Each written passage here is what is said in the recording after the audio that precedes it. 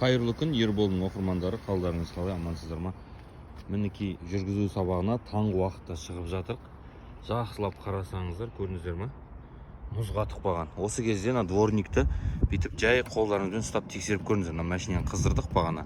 Сол үшін алынып жатыр да, кейбір дворниктер қатып қалады. Сол кезде аяқтан дворникті қосып қалсаңыз, мына жақта моторчигі бар кішкентай, соған нагрузка түседі, немесе ол кетеді. Так, от алдырдыңыз ба? Оп, бисмиллах. От алдырыңыз машинені, торыңыз басыңыз, пуш стартты басыңыз.